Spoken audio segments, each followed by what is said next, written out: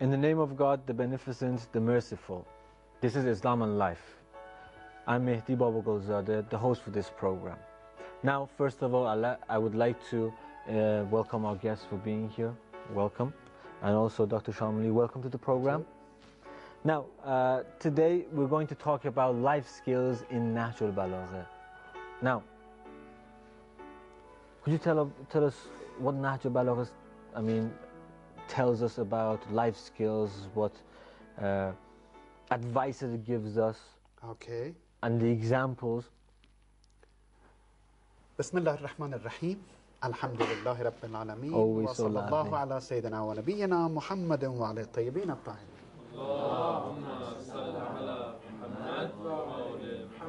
I need to say salam to all of brothers who are present here, who gifted their time to me.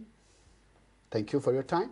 And also I need to express my salam and my greetings to brothers and sisters in Islam who are watching this program. Good question.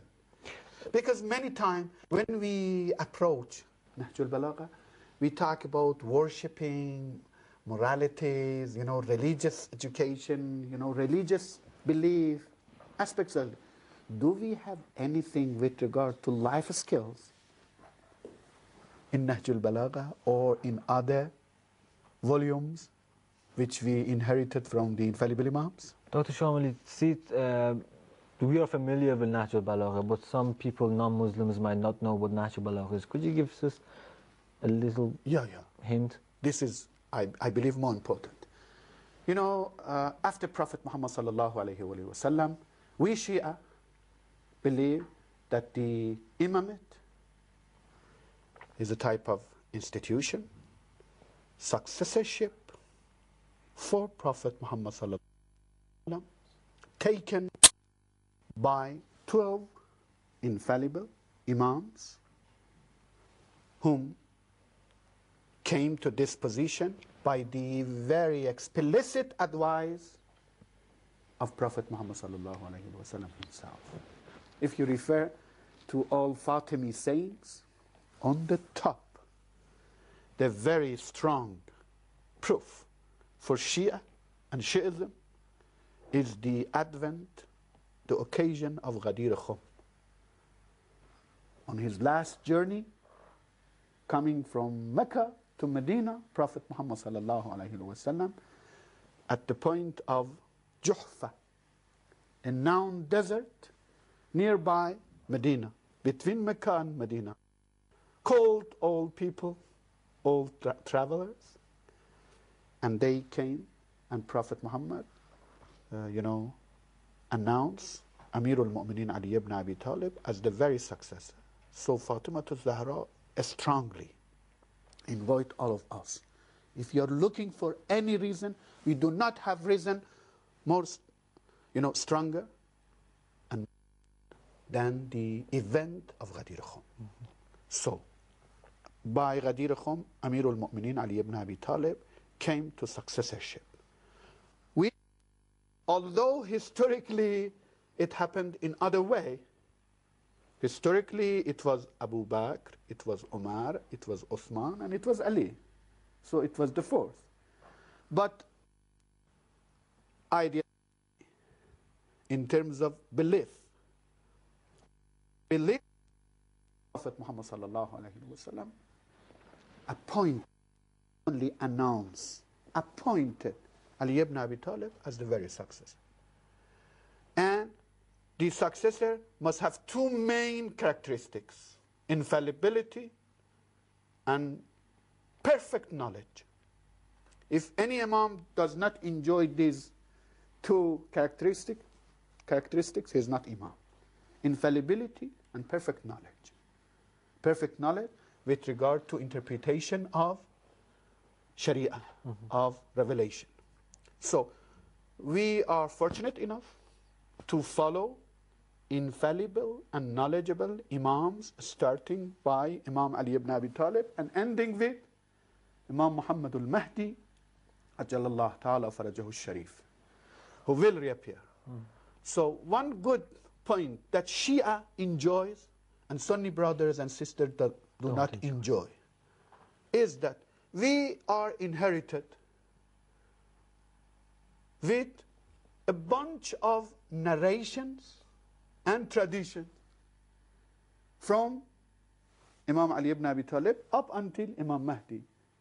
In according to the time and place situation, they have provided different gifts, sayings, narrations, as well as sayings and narrations, tradition.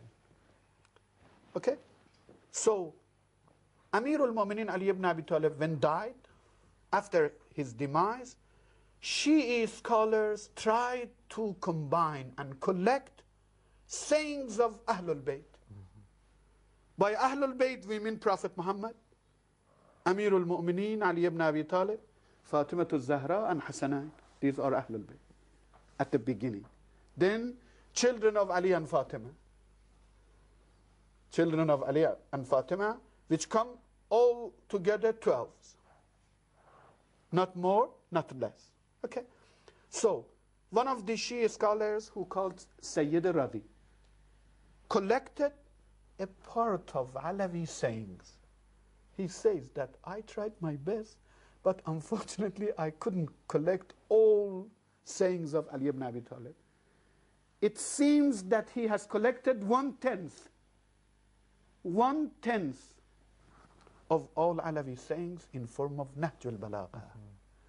And they are so precious in terms of oral and command of language that Sayyid Radi called Nahjul Balagah, the way of talk, the way of approach to your addressee.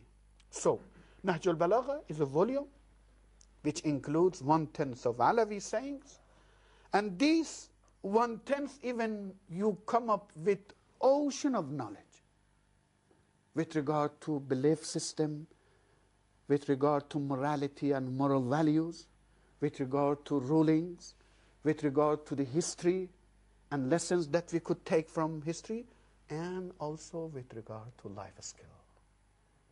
How could we live in a qualified way? Thank you. A group of scholars from United Nations declared the letter of Imam Ali, which was written for Malik Ashtar, as the best written document about social justice and mankind. No other document is better than this letter. A feminist who was exiled by Ziaul Haq from Pakistan to India, she returned back to Pakistan, and when she was reading Nahjul Balagah, she said, I really feel sorry that we have pleasure, but we are ignoring about it. And the last point regarding Nahjul Balagah, George Jardaq, a Christian scholar from Lebanon, has written a book called Voice of Justice about Imam Ali. And in that book, he says that the Charter of Human Rights have been written by more than 100 intellectuals, politicians, philosophers. But the human rights which had been advocated and written by Imam Ali has been better than the human rights which have been written by It's full of the sayings and letters and speeches and advices and short quotations of Imam Ali, which, as Doctor said, it is really a great source. And the last point, Sheikh Muhammad Abdo is deeply affected. Sheikh Muhammad Abdo, the great scholar of Egypt, has very deep appreciation for the Nahjul Balagah, and indeed he has written a tafsir commentary about it. Thank you, Mr. Husseini.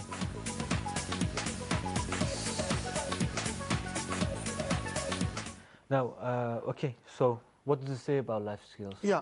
Could I, sorry, I know that you may come up with different questions. Please, raise your hand, because any other way, I'm not able to give your time. But just I provide you some examples of life skills in Nahjul Balagah, then you provide me your comments. Okay. First, Amirul Mu'minin Ali ibn Abi Talib, salawatullahi wa salamuhu alayhi, says that life skills is the very byproduct of your reasoning and your wisdom. You come up with life skills when you are able to use your wisdom